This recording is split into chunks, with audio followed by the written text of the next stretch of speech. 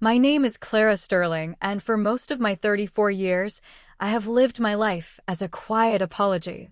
I was the second daughter, the one who wasn't quite as sharp as her sister, not as ambitious as her father, nor as socially graceful as her mother. I found my solace not in the grand, polished halls of our family home in Brierwood Glen, but in the muddy creek beds behind it, shaping little clay figures that I'd leave to be washed away by the next rain. I grew up to be a potter, a woman who found her voice in the silent turning of the wheel. My life now is in Saltwind Harbor, a city hundreds of miles and a world away, a place that smells of sea salt and pine, where the rhythm is dictated by the tides, not the social calendar. It's here, in a small cottage with a garden full of unruly lavender, that I raised my son. My Milo was only 7 when the earth beneath my carefully constructed world cracked open. He was a collector of small magics. The iridescent sheen on a beetle's back, the way dust motes danced in a sunbeam, the perfect skipping stone, these were his treasures. His laughter was not a loud, boisterous thing, but a sound like wind chimes, a series of bright, clear notes that could spring forth from the simplest of joys. He saw the world not as it was, but as it could be, full of wonder and secret stories. That joy was the sun I orbited, the light that had guided me out of the long shadow of my family. But that shadow was persistent. I hadn't been back to Brierwood Glen in 3 years, not since the incident with my art residency fund. I had saved for years a little over $30,000 for a master potter's program in Shigaraki, Japan. It was the dream I had nurtured in secret, a quiet rebellion against the life they'd envisioned for me. Then, my sister Gwendolyn decided to launch a lifestyle brand. It involved overpriced candles and monogram stationery. My parents, ever eager to support their brilliant, ambitious daughter, saw my savings account as an untapped resource. They borrowed it, assuring me it was a short-term loan for a venture sure to succeed. The brand, of course, folded within 6 months. The money was gone. They called it an unfortunate business expense. I called it the theft of my future. I built a new future, a smaller, more authentic one, with Milo in Saltwind Harbor. But when Gwendolyn called, her voice laced with a rehearsed solemnity, to tell me our mother's health was precarious, a familiar feeling guilt gnawed at me. "She's been asking for you, Claire," she'd said. "And she's never met Milo." It would mean the world to her. Against every screaming instinct, I packed a small bag for myself and a larger one for Milo, filled with his favorite books and a sketchbook for capturing new magics. I told myself it was for my mother. I told myself it was for closure. The truth, I see now, is that I was still that little girl by the creek, hoping that if I came back with something beautiful to offer my lovely, joyful son, they might finally see me. I should have known they only saw what they could break. The drive from Saltwind Harbor to Brierwood Glen is a slow draining of color. The vibrant greens and blues of the coast give way to the muted grays and browns of the inland highways. The air itself seems to change, from the fresh, damp scent of the ocean to the dry, manicured scent of old money and older secrets.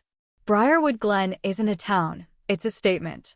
Oak-lined streets, imposing brick colonials set far back from the road, and an unnerving, curated quietness. It was a town that valued flawless facades above all else.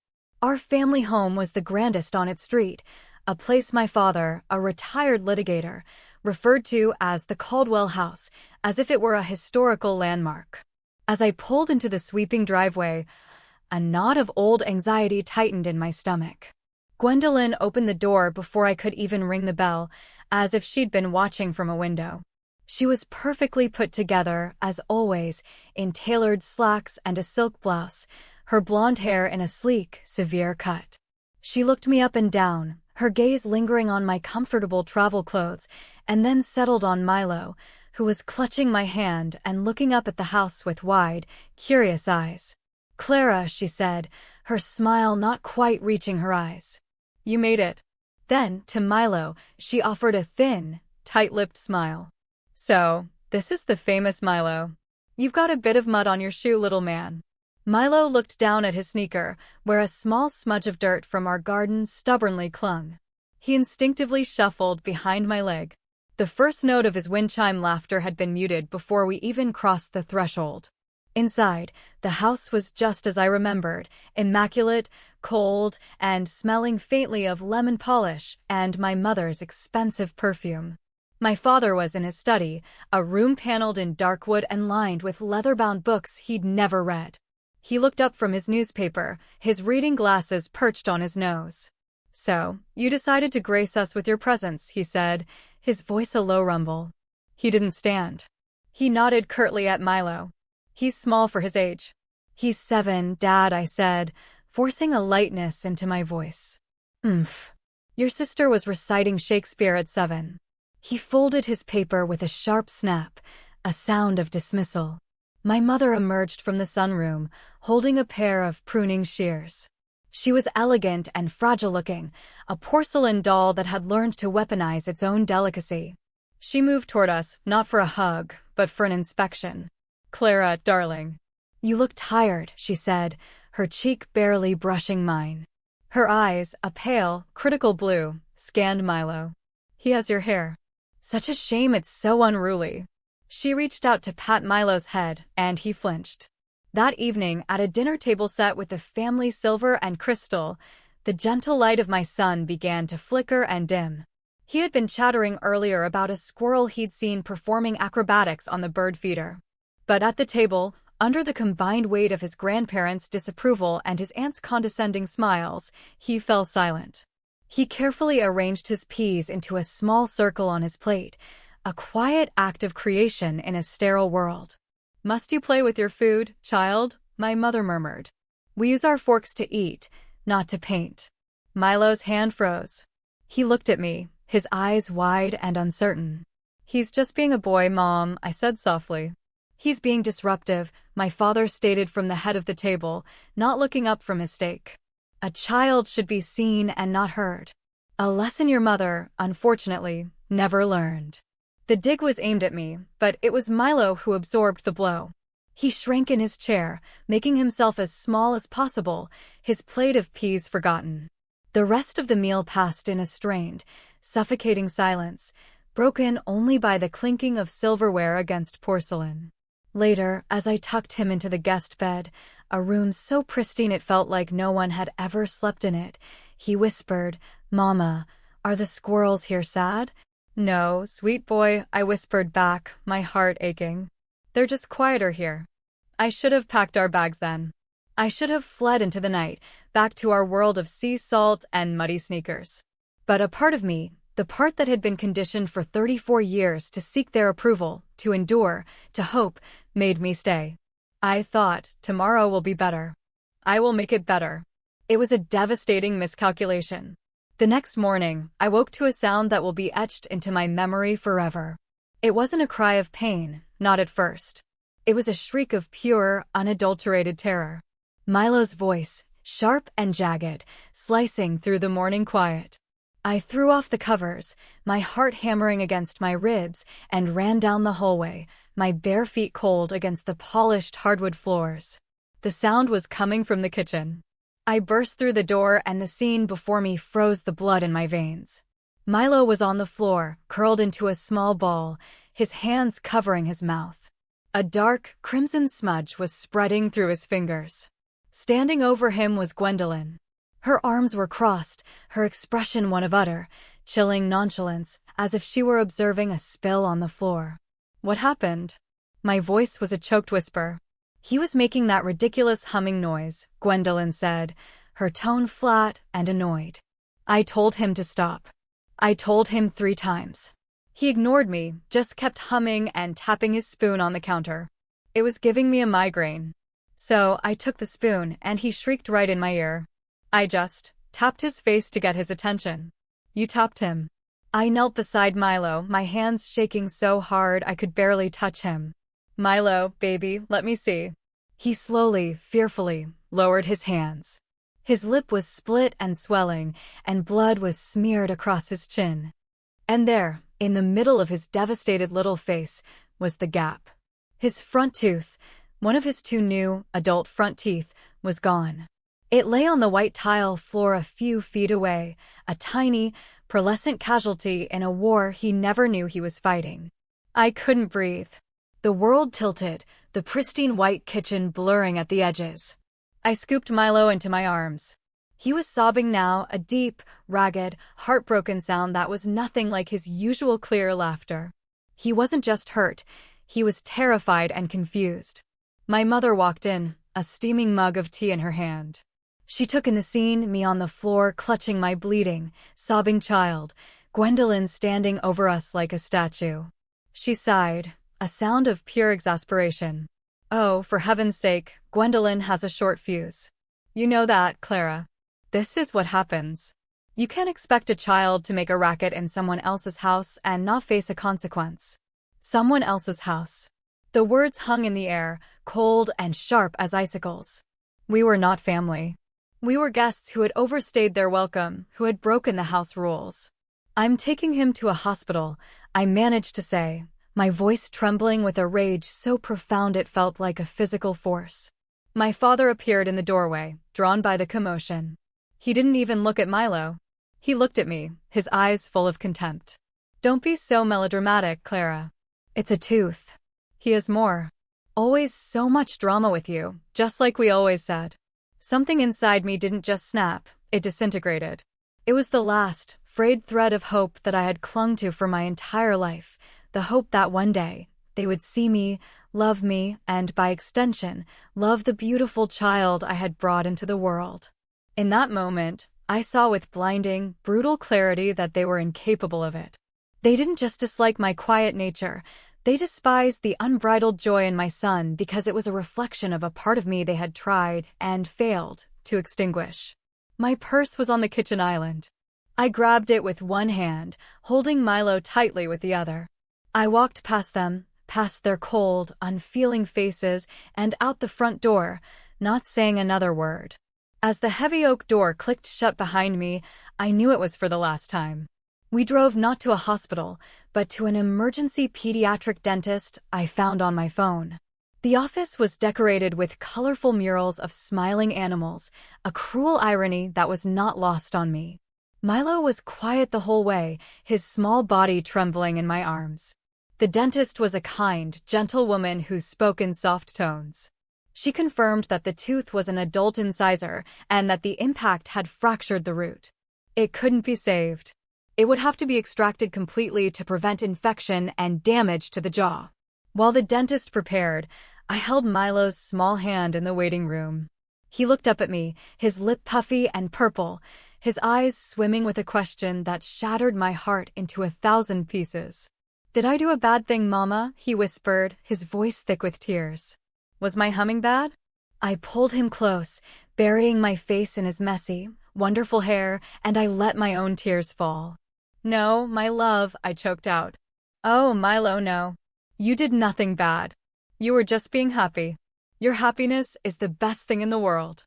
That night, back in our own little cottage in Saltwind Harbor, the scent of lavender and sea salt a balm to my raw nerves, I sat on the sofa in the dark.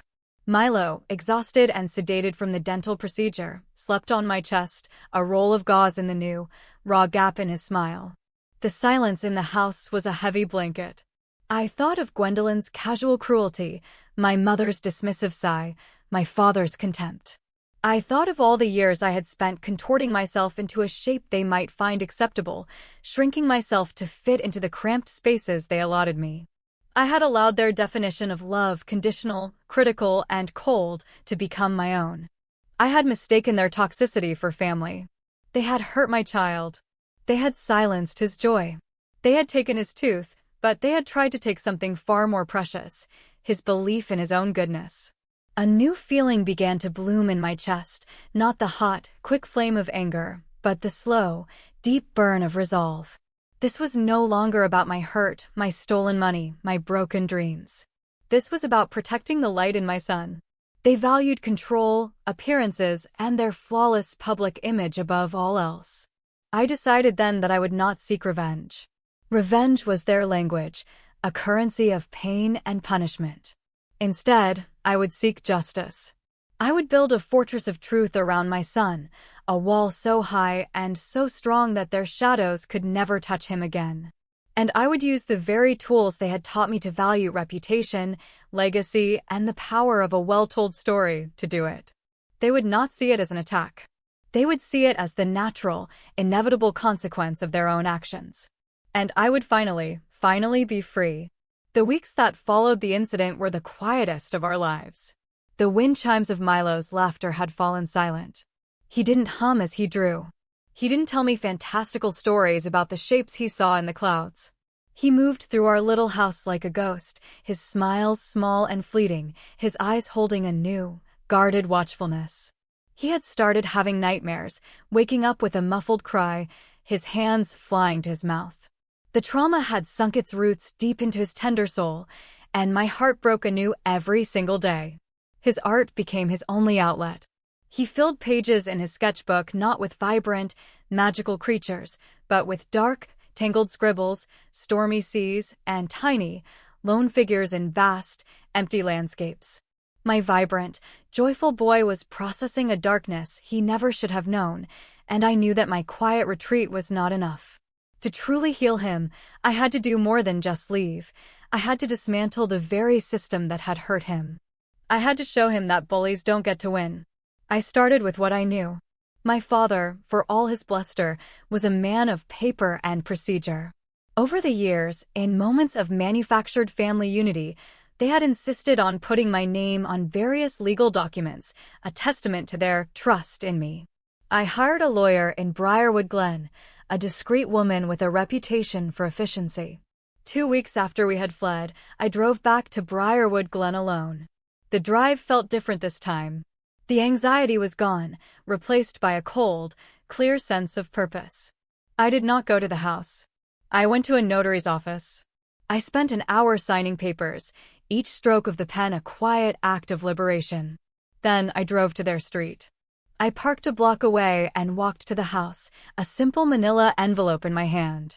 Gwendolyn answered the door again, a smug, knowing look on her face. Well, she said, leaning against the doorframe. I knew you'd come crawling back.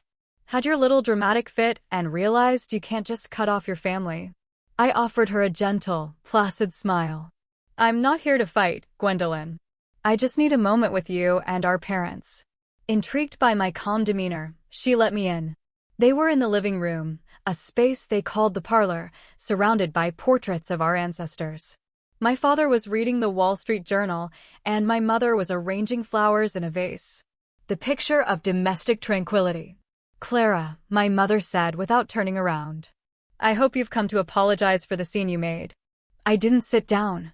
I stood in the center of the room, a visitor in a museum of my own past. I'm not here to apologize, I said, my voice even and calm. I'm here to inform you of a few changes. That got their attention. My father lowered his paper.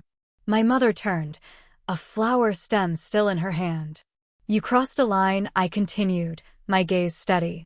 You harmed my son, and you felt nothing. You justified it. That is a kind of brokenness I can no longer have in my life, or his. Oh, here we go, Gwendolyn sighed, slumping into an armchair. Another one of your self-righteous speeches. No, I said. No speech. Just facts. I opened the envelope and placed 3 documents on the polished coffee table. This is a revocation of the power of attorney you had me sign 5 years ago. This one removes you as my medical proxy. And this one removes your signature authority from the small investment account we opened jointly. As of today, you have no legal standing in my life whatsoever. You cannot make decisions for me. You cannot speak for me. My father's face purpled. You ungrateful. Furthermore, I said, cutting him off calmly, I have filed for a temporary restraining order on behalf of my minor child. Gwendolyn, you are not to come within 500 feet of Milo. The order extends to you both, as accessories to the assault and for creating an unsafe environment. Assault? Gwendolyn scoffed, a brittle laugh escaping her lips. You can't be serious. I barely touched him. No one will believe you. Oh, they will, I said softly. I placed a second, thicker envelope on the table. This contains a copy of the emergency dentist's report, detailing a fractured root and forced extraction of an adult tooth. It contains photographs of his injury. It also contains a sworn affidavit from me, detailing your admission that you tapped his face. Gwendolyn's smirk finally vanished, replaced by a flicker of genuine fear. My mother sank onto the sofa, her hand at her throat. You wouldn't, she whispered. The restraining order is already filed, I said. But this is for you. I slid the envelope closer to them. This is a copy of a letter I have prepared. It's addressed to the board of the Brierwood Glen Historical Society, where Dad is a celebrated benefactor. It's also addressed to the members of Mom's Garden Club, the one that gave her the Community Beautification Award last spring. And it's addressed to the partners at Dad's old firm, where he still holds a lucrative consulting position as an ethical advisor. I paused, letting the weight of my words settle into the suffocating silence of the room. It details everything. The incident, the medical report, your reactions. Your quote, Mom, about how a child making a racket in someone else's house should expect consequences. And your assessment, Dad, that it was all just melodrama. I imagine the Historical Society might be interested to know how their esteemed patron treats the youngest generation of his own history. I wonder how the Garden Club will feel about their award winner's views on child rearing.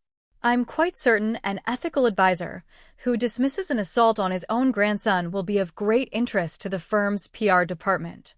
This is blackmail, my father snarled, his voice low and dangerous. No, I replied, my voice holding not a trace of anger, only a profound, weary sadness. This is a boundary. You built your entire lives on a foundation of appearances, of reputation. You hurt my son in the name of maintaining your quiet, orderly, perfect world. You taught me that reputation is everything. I'm simply holding you to your own standard. You didn't just crack his tooth. You tried to crack his spirit. You tried to teach him that his joy was a defect. So now, I am introducing a crack in your perfect facade. I stood up to leave. I haven't sent the letters, I said, my hand on the doorknob. I'm giving you the dignity of dismantling your own lies. Resign from your boards. Withdraw from the public eye. Begin the work of being actual, decent people in private where no one is watching. Or the letters go out tomorrow. The choice, for the first time, is entirely yours. I walked out of the house and didn't look back. As I drove away from Brierwood Glen, the sky ahead of me seemed brighter, the colors more vivid. I wasn't celebrating a victory. I was mourning a loss, the loss of a family I had never truly had. But for the first time, I felt the clean, clear air of freedom. I had not destroyed them. I had simply held up a mirror, and for the first time, they were being forced to look. The healing began in the quiet spaces. The fallout from my visit to Brierwood Glen was not a loud explosion, but a series of quiet implosions, ripples I observed from a safe distance.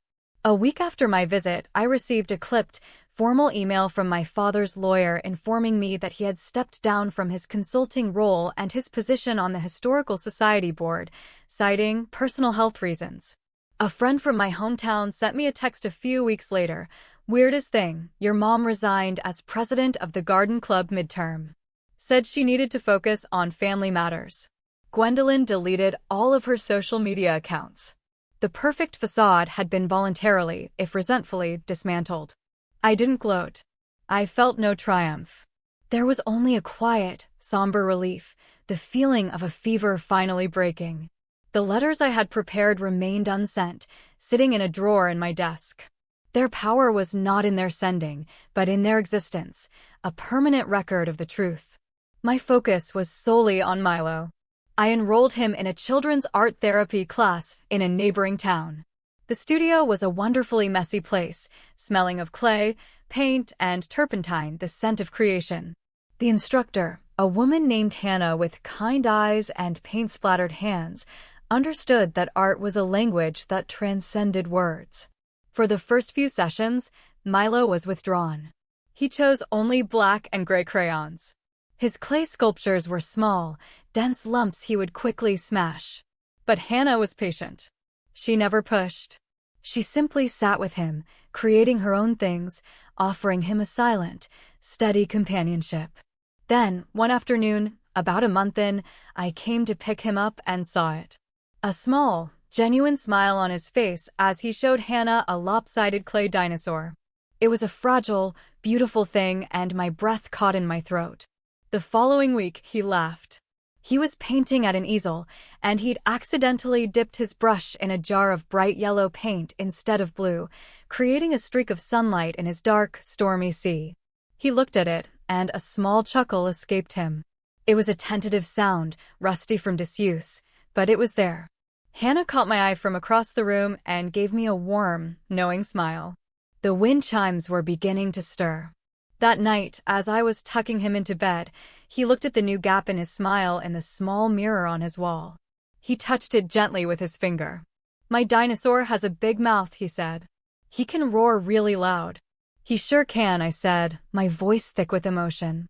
He looked at me, his eyes clear and serious. "I'm not bad, am I, Mama?" I sat on the edge of his bed and pulled him into a fierce, protective hug. "Oh, my love," I whispered into his hair. "You are made of light and goodness and roaring dinosaurs. You are the best thing I have ever made." It was in that moment, holding my healing son, that I knew there was one final act of reclamation I needed to perform. It was not for them, it was for us. For years, my mother had been the self-appointed curator of our family's history, a project she grandly called the Caldwell Family Collection. It was an extensive archive of photo albums, home videos, and newspaper clippings, all meticulously labeled and organized. It was her life's work, a testament to the perfect, successful family she believed she had orchestrated. Her ultimate goal was to donate it to the Brierwood Glen Historical Society, cementing the Caldwell name in the town's annals for posterity. Years ago, she had asked me to be the executor of this collection, and in a moment of familial duty, I'd agreed. She had even given me a set of boxes filled with old VHS tapes and faded photographs to digitize for preservation. I had done it slowly over the years, a task I had once found tedious and now saw as an opportunity. I spent the next several months in my small studio, late at night after Milo was asleep, surrounded by the ghosts of my past. I watched the flickering images of a family I barely recognized. Gwendolyn's riding competitions, my father's award ceremonies, my mother's garden parties. I was a peripheral figure in all of it, a blurry shape on the edge of the frame, a quiet presence easily overlooked. With meticulous care, I began to build a new collection. I wasn't deleting or destroying. I was reframing. I took the photos where I was holding a newborn Milo, his tiny hand wrapped around my finger, and I cropped out the disapproving glare of my mother in the background. I took the videos of Milo's first steps on their sprawling lawn and edited out my father's impatient sigh just off camera. I took the audio of his first words and isolated them from the cacophony of stilted family conversation. I scanned his early drawings, the ones full of color and life before they had been muted by criticism. I took photos of his little clay figures from the creek bed, the ones I had secretly saved. I included the lopsided dinosaur from his art class. What emerged was a new narrative. It was not a history of the Caldwells of Brierwood Glen.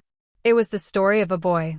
I curated hundreds of images, video clips, and sound bites, weaving them together into a digital tapestry of joy, resilience, and wonder. I gave it a title, The Geography of Joy, A Boy's Light. Instead of donating it to the Brierwood Glen Historical Society, I submitted it to the Saltwind Harbor Public Library's Digital Archive, a community project that celebrated local stories. My submission was under my name, Clara Sterling, curator. It was accepted. The day the exhibit went live on the library's website, a simple, quiet launch, I sent a single postcard to my parents' address in Brierwood Glen. It had no letter, no explanation.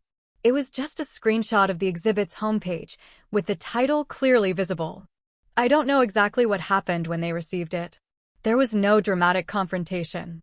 But I imagined the quiet, dawning horror as they realized what I had done. I had not erased them with anger. I had eclipsed them with joy. I had taken their most prized possession, their legacy, and I had rewritten it, centered it not on their achievements and their name, but on the spirit of the small child they had dismissed and harmed. Their grand, curated history would now be forever overshadowed by a truer, more beautiful one. They sought to be remembered as a great family. Instead, The only story that would endure was that of the boy they tried to silence, and the mother who finally learned to roar for him. A few weeks later, Milo and I went to the library. On one of the public computer screens, I pulled up the archive. He didn't understand the full context, the quiet war that had been won. He just saw a mosaic of his own life. He saw a photo of himself as a toddler, covered in mud, grinning from ear to ear. "I was making mud pies for the fairies," he whispered, a smile playing on his lips.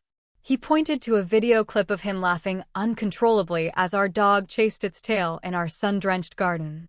The sound of his laughter, clear and bright as wind chimes, filled the quiet library corner. Then he pointed to a picture of his lopsided clay dinosaur, displayed like a precious artifact. "That's Rory," he said proudly. "He keeps the nightmares away." He leaned his head against my shoulder, his small body relaxed and content. "You picked all the best pictures, Mama." Tears welled in my eyes, but these were not tears of sorrow or anger. They were tears of profound, cleansing peace. I had spent so long feeling like a footnote in my own family story. But by focusing on his light, I had finally found my own. "I just picked the true ones, baby," I whispered, kissing the top of his head. "I just picked the truth." That evening, my phone buzzed. It was a call from my mother's number. For a moment, I hesitated. But then I looked over at Milo, who was humming to himself as he sketched a new creature in his book, a magnificent griffin with wings made of rainbows. The sound of his quiet, happy humming was the only answer I needed. I declined the call, silencing the ghosts of the past, and chose instead the beautiful, vibrant music of the present. The geography of our joy was vast and bright, and we were its sole, happy inhabitants.